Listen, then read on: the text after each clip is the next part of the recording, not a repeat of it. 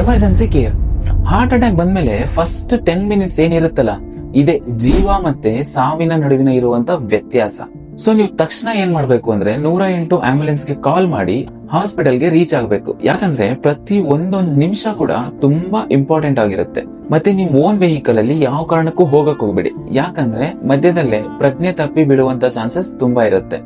ಮತ್ತೆ ಹಾಸ್ಪಿಟಲ್ಗೆ ಹೋಗೋ ಟೈಮಲ್ಲಿ ಪೇಷಂಟ್ ನ ಮಲಗಿಸಿ ಕರ್ಕೊಂಡೋಗಿ, ಅದೇ ತರ ಅವ್ರು ಟೈಟ್ ಆಗಿ ಏನಾದ್ರು ಬಟ್ಟೆ ಹಾಕೊಂಡಿದಾರಂದ್ರೆ ಸ್ವಲ್ಪ ಫ್ರೀ ಮಾಡಿ, ಬಟ್ಟೆನೆಲ್ಲ ಲೂಸ್ ಮಾಡಿ. ಮತ್ತೆ ಪೇಷಂಟ್ ಸಡನ್ ಆಗಿ ಅನ್ಕಾನ್ಶಿಯಸ್ ಆಗಿದ್ದಾರೆ ಅಂದ್ರೆ ಅವ್ರದ್ದು ಹಾರ್ಟ್ ಬೀಟ್ ನ ಚೆಕ್ ಮಾಡಿ. ಅವ್ರದ್ದು ಎದೆ ಬಡಿತ ಏನಿದೆ ಒಂದ್ ವೇಳೆ ನಿಂತು ಹೋಗಿದ್ರೆ ಸಡನ್ ಆಗಿ CPR ಸ್ಟಾರ್ಟ್ ಮಾಡಬೇಕು. ಮತ್ತೆ CPR ಹೇಗ್ ಮಾಡ್ತೀರಾ ಅಂದ್ರೆ, ನಿಮ್ 2 ಕೈನು ಎದೆ ಮಧ್ಯದಲ್ಲಿ ಇಟ್ಟು ಜೋರಾಗಿ ಮತ್ತೆ ತುಂಬಾ ವೇಗವಾಗಿ ಒತ್ತಬೇಕು. ಯಾವ ಕಾರಣಕ್ಕೂ ನಿಲ್ಲಿಸಬಾರ್ದು, ಕಂಟಿನ್ಯೂಸ್ CPR ಕೊಡ್ತಿರ್ಬೇಕು. ಯಾಕೆ ಹೇಳ್ತಿದ್ದೀನಿ ಅಂದ್ರೆ, ಪ್ರತಿ ಒಂದೊಂದು ನಿಮಿಷಕ್ಕೂ ಕೂಡ ನಮ್ ಹಾರ್ಟ್ ಏನಿದೆ 10% ಅಷ್ಟು ಡ್ಯಾಮೇಜ್ ಆಗ್ತಾ ಹೋಗುತ್ತೆ. ಹಾಗಾದ್ರೆ ಈ ಹಾರ್ಟ್ ಅಟ್ಯಾಕ್ ಏನಿದೆ ಬರದಂತೆ ತಡೆಯಲು ಸಾಧ್ಯನಾ ಅಂತ ಕೇಳ್ತಿದ್ದೀರಾ? ಖಂಡಿತ ಸಾಧ್ಯ. ಅದು ಕೂಡ ತುಂಬಾ ಈಸಿ.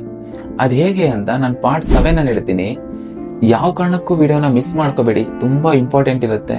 ಸೊ ನಿಮ್ಗೆ ವಿಡಿಯೋ ಇಷ್ಟ ಆಯ್ತು ಅಂದ್ರೆ ಲೈಕ್ ಮಾಡಿ, ಶೇರ್ ಮಾಡಿ, ಆದಷ್ಟು ಸಪೋರ್ಟ್ ಮಾಡಿ. ಮುಂದಿನ ವಿಡಿಯೋದಲ್ಲಿ ಸಿಗೋಣ.